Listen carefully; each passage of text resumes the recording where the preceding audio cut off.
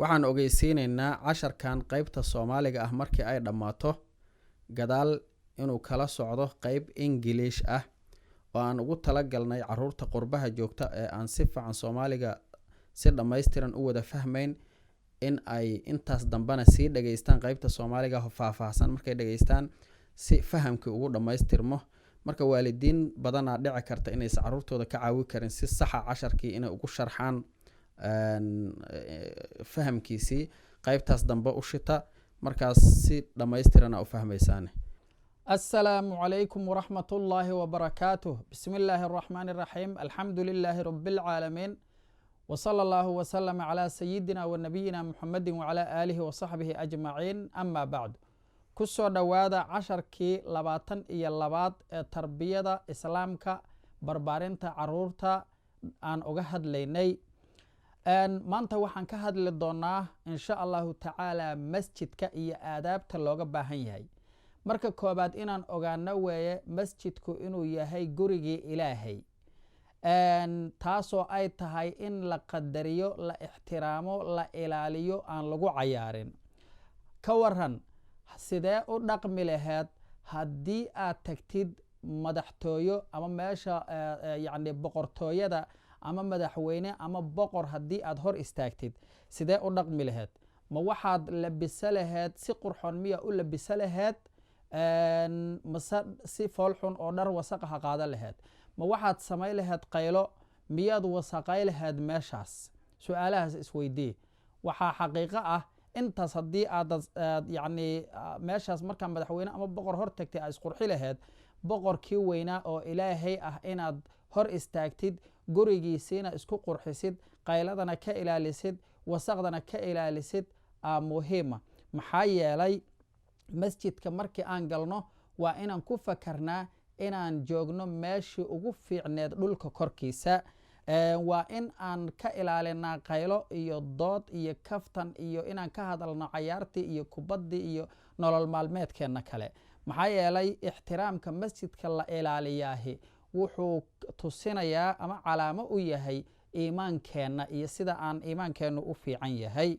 waxaan baran doonaa 10 qodob kabacdina waxaan ka sheekayn doonaa qiso qurux badan. qodobka koobaad waxa weeye masjidka markii aan galayno inaan la galno ixtiraam iyo qadarin iyo weynayn aan Ilaahay beydkiisa ixtiraamayno ee aanan gelin annagoo qaylinayna oo saaxiibadeena la sheekaysanayna oo mashquula oo qalbigeena uusan joogin. waa qodobka koobaad. qodobka labaad markii masjidka aan galno waa inaan ku dadaalnaa kabaheenna inaan gashanno ama dhiganno meeshii loogu talagalay ee aanan dhulka ku tuurin kabihii oo wasaqle meel kasta aanan ku firdhin waa inaan meeshii loogu talagalay aan saarana. qodobka saddexaad waxa weeye masjidka markii aan galno waa inaanan suuliyaalka ama musqulaha masaajidka in aanan wasaqayn weeye, in aanan carrada najaasayn, in sidoo kale weesada markaan weesaysanayno biyihii inaanna ku cayaarinoo masjidka biyihiisi aanan iska furin ee aanan ku cayaarinoo biyaha aan ilaalino inta aan u baahannahay kaliya aan ka isticmaalno. qodobka afraad waxa weeye masjidka markii aan galno waa waxaan ku galaynaa lugta midigta ah. marka hore lugta midigta ayaan hormarinayna markaan masjidka galayno waxaana akhrisanaynaa ducadii nabiguna baray calayhi salaatu wasalaam oo waxaan leenahay bismillaah wasalaatu wasalaamu calaa rasuulillaah allaahumma qfir lii waftax lii abwaaba raxmatik. ducadaasaan akhrisanaynaa. qodobka shanaad markii masjidka aan galno waa in aan joojinnaa hadalka iyo qaylada ee aan u galnaa masjidka cibaado kaliya inaan u galno. qodobka lixaad masjidka markii aan galno waa inaanan boodboodin, waa in aanan ordin, waa inaanan hormarin dadka tukanayo cibaadadii ku jira oo aanan mashquulin. maxaa yeele qofkii haddaad hadba ku hor ordid haddaad hormartid qalbigiisiyaa mashquulinaysaa, qalbigii uu Ilaahay ku qaabilaya ayaa mashquulinaysaa. qodobka 7 waa in masjidka aan u fariisanno si xasilooni ah oo degan oo shanqar iyo qaylo la'aan ah aana xusiisanaaho ogaanaa in aan Ilaahay gurigiisii ku jirno. qodobka 8 masjidka markii aan galno waa in aanan masjidka aanna wasaqayn ama aanan uga tagin wax wasaqa oo masjidka yaalla ha ahaato warqado ku dhacay, qalin jajabay, wasaq kale, wax kasta oo wasaq lagu tilmaamo masjidka ilaahay inaan ka ilaalino wey. haddaan aragna iyadoo taallo oo dad kala dhigayna inaan qaadno wey. qodobka 9aad, masjidka markii aan galno aan ka baxayno waa inaan oga baxnaa lugta bidixda ah, oo lugta bidixda aan hormarinaa, bannaanka u saarnaa, kabacdina aan akhrisanaa ducadii nabigeenuna bara calayhi salaatu wasalaam oo ahayd bismillaah wasalaatu wasalaamu calaa rasuulillaah allaahuma kfir lii waftax lii abwaaba fadlik. fadlikada iyo raxmatigay ku kala duwan yihiin, inta kale waa iskaga mid. tii hore abwaaba raxmatika aan lahayn markaan masjidka galayno, hadda markaan bannaanka u baxaynana abwaaba fadlika aan ku darayno.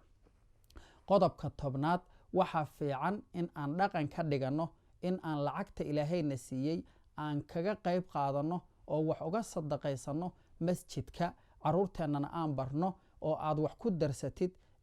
waa khayr fara badan, masjidka ilaahay waxaa ku darsatay ajar fara badanaa ka helaysaa. intaas waa qodobadii 10ka. hadda waxaan ka hadlaynaa qiso yar oo cajiib ah oo ku saabsan dhaqanka fiican ee masjidka looga baahan yahay. qisadaas waxay ka hadlaysaa 2 wiil oo Yacquub iyo Yuusuf la kala dhihi jiray. labadaas wiil siday u kala dhaqmeen, midka dhaqankii fiicana islaamka laga rabay markii masjidka la galo la yimid, iyo midka dhaqankii fiicnaa ku cayaaray ayaan ka hadlaynaa. Yacquub iyo Yuusuf ay ka hadlaysaa. Yacquub iyo Yuusuf waxay sameeyeen, aabbahood ayay masjidka u raaceen. markii masjidka ay tageen ee masjidka ay galeen, Yacquub masaajidkii uu galay, wuxuuna sameeyey kabihiisa inta qaaday uu meeshii loogu talagalay saartay. aadaabtii masjidkana waa la yimid oo fiicneed. yuusufna wuxuu sameeyey horta kow, dadkii kale kabahoodii u kala firdhiyo cagta ku dhifto midba meel u tuuro. 2, kabihiisiina meel fiican ma saarina, meesha masaajidka laga soo galo ayuu oga tegey. waa qodobka 3aad. kabacdi markuu masjidka galana waa uu orday, wuxuuna dad oo tukanayu ka booday hortooda, kuwuu kusii orday. wuxuu sameeyey saaxiibadiis ayuuna u tegey. saaxiibadiis markii uu u tegeyna, asaga iyo saaxiibadiis si kor ah ayay u qayliyeen, ayagoo ka sheekaynaya cayaarihii iyo tartamadii ay daawadeen iyo geymamkii iyo waxyaalihii ay arkeen, ayagoo ka sheekaysanaya masjidka dhexdiisa kor u qayliyeen. kabacdi intii uu la sheekaysanaya saaxiibadiisoo masjidka ay ku qaylinayaan, ayuu jeebkiisa wuxuu kala soo baxay macmacaan ugu jiray. macmacaankiiuu afka gashtay masaajidka dhexdiisa. macmacaanka markuu jeebkiisa ka soo bixinayay, haddana warqado jajaba iyo waxyaalo googo aha ka soo baxay jeebkiisa oo masjidka ku daatay. asaguna kuma uusa dadaalin in ooma qaadin wixii masjidka uga daato, kaarbadkii iyo maaragtay rooggii masaajidka ku daatay kama uusa qaadin. kabacdi markii imaamkii salaadii galoo salaadii loo istaagay, imaamkii halkii waxaa la rabaa salaada inaa hore ka gashid, saaxiibadiis ayuu la sii hadlayaa imaamkii oo salaadii galay. markii imaamkii salaadii dhammeeyena, hore ayuu ka cararay, asagoo u cararaya saaxiibadiisi oo la cayaaro, meeshuu ducadii iyo adkaartii soo aroorta akhrisa lahaa. su-aashu marka waxay tahay, waxa uu sameeyey Yuusuf sax miya mise ma aha? 2, sidee u dhaqannaa markii aan masjidka joogno? casharkeenna intaasuu ku egyahay. waa ku mahadsantihiin daawashada aad daawateen iyo dhegaysigiinna iyo sida aa iila socoteen. jazaakum allahu khayra. waxaan rajaynayaa inaan casharka dambe ku kulanno. wassalaamu calaykum waraxmat ullaahi wabarakaatuh. السلام عليكم ورحمة الله وبركاته. بسم الله الرحمن الرحيم. الحمد لله رب العالمين، وصلى الله وسلم على سيدنا ونبينا محمد وعلى آله وصحبه أجمعين. أما بعد. Welcome to lesson 22 of Islamic upbringing. Today we are going to talk about the masjid. A masjid is the house of Allah, which must be respected and honored. How will you behave if you enter the palace of a king or the office of the president of a country? Will you be dressed in a respectful manner? Will you make noise or dirty the place? Every time you enter the masjid, think that you are in the most respected place on earth. Make sure that you do not make noise, joke, talk about the soccer games or worldly matters. Respect for the house of Allah is a sign of our Iman. Now we will learn 10 points. Then we will read the story of the lesson.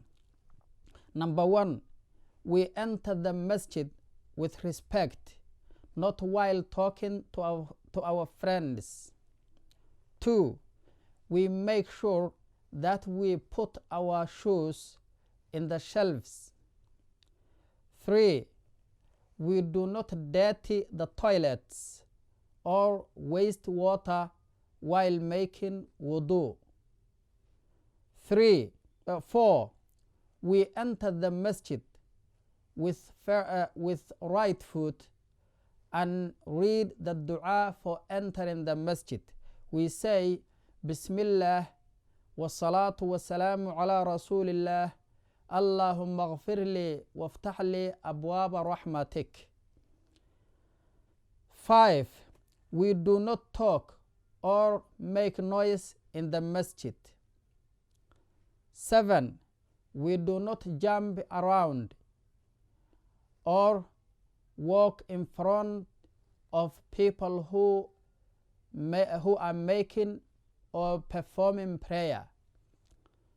7, we sit quietly and remember that we are in the house of Allah.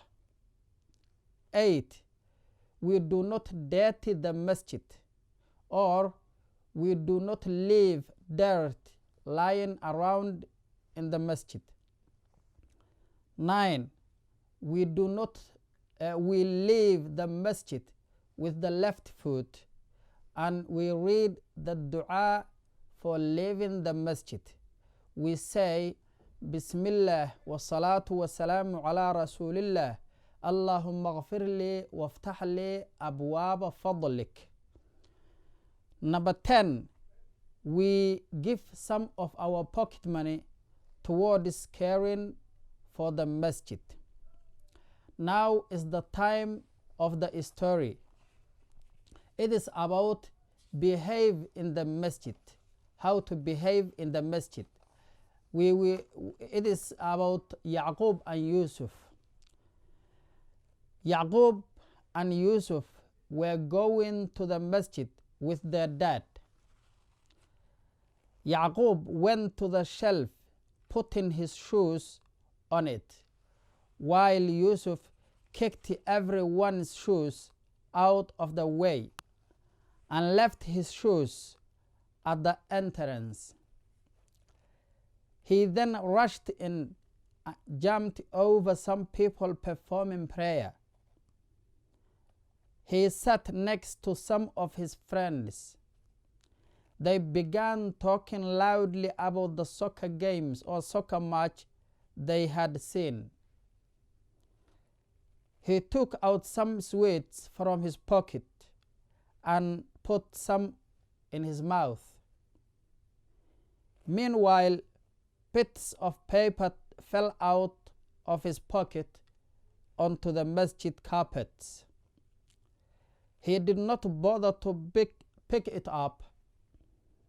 When the salat or prayer began, he continued talking before joining the imam. The imam had just finished the prayer and Yusuf rushed out to join to his friends in playing. Do you think what Yusuf did is right? How do you think we should behave when we go into the masjid? Thank you for your listening and watching. I hope to see you in the next lesson. Jazakumullahu khaira. Assalamu alaikum wa rahmatullahi wa barakatuh.